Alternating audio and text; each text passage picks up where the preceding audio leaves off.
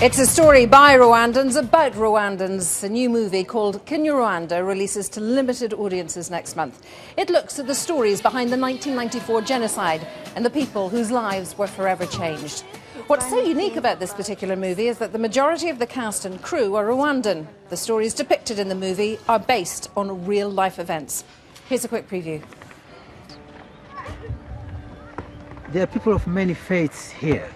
Many Catholics and Muslims, some Tutsi, some Hutus.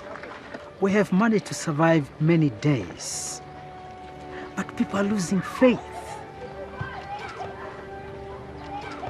Would you consider providing counsel or maybe give summons to those who seek it? This film was shot on a shoestring budget, yet it won an award at this year's Sundance Film Festival. Aisha Sase sat down with the director of Kinyarwanda to find out what it took to make this movie happen. Alrick Brown, it's great to have you with us. Talk to me about the film Kinyarwanda and how it came about. Kinyarwanda, interestingly enough, didn't come about by the usual Hollywood means. I was a Peace Corps volunteer in 2000 to 2002 in Ivory Coast, and after leaving Ivory Coast, I went to film school at NYU.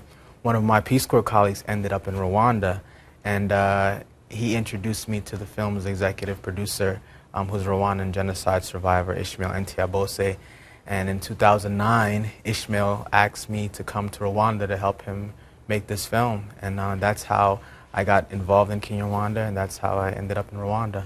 There have been a lot of films, documentaries made about the genocide and survivors. What was it that compelled you to go down that road again? What is it that you thought you could do differently? Well, Ishmael's initial story was about this untold story of the Muslim influence on the genocide. I didn't know that when the genocide broke out, that the head religious leader, the head Muslim leader, issued a fatwa forbidding Muslims from participating, which inadvertently made mosques the safest place in the country. A lot of people sought shelter there. So immediately I wanted to go to Rwanda to help him just tell that story. But when I got there, you know, you realize in this country where so many people died, that everyone had a story. Everyone had a story that was more magical and magnificent and horrific than the last story. And I worked with Ishmael and started using some of these real stories to tell to give a kind of a more holistic view of everything that happened. And not just the tragedy, but the life and the love and the humanity, so people got a fuller perspective. Some of the people in this film, even the lead actress, they weren't professional performers. Talk to me about why you went down that road. You know, we had a very small budget and a very... How much?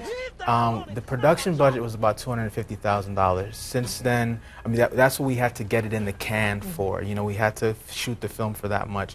Subsequently, it's about $350,000 with the post. But we shot it in 16 days. 16 days. Yes, and we only had about 2 weeks of prep, so there was not a lot of time to run around. So I was fortunate enough to find a casting director in East Africa who had done a lot of films, and he was an assistant prior to this. And all the Rwandans that worked on this film, we made them the heads of their departments as opposed to being assistants to anyone. He found amazing people, and our lead actress was walking by the office one day. She came in, she had this gentle demeanor, and I knew that she was my character, and I just asked her, would you shave your head for me? And she said yes, and I said, you have the part. I was struck as we researched the movie and then looked into it, the fact that there's no violence in it. Yeah.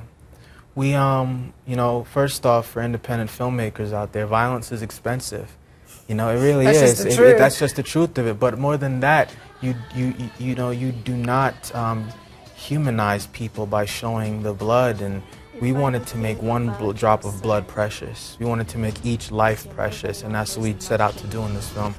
Did you find it cathartic? Did you find that you were changed by the experience? I am blown away by what Rwanda as a country has tried to do, is trying to do with the reconciliation and education and forgiveness. in my own personal life, I would only wish to be that forgiving, you know, and it's a lesson for all of us. And I think that seeing these people, meeting these people, working with these people has challenged me to become a better person and a better filmmaker. It's a good place to leave it. Alrick Brown, a pleasure. Thank you. Good luck with the film. Thank you.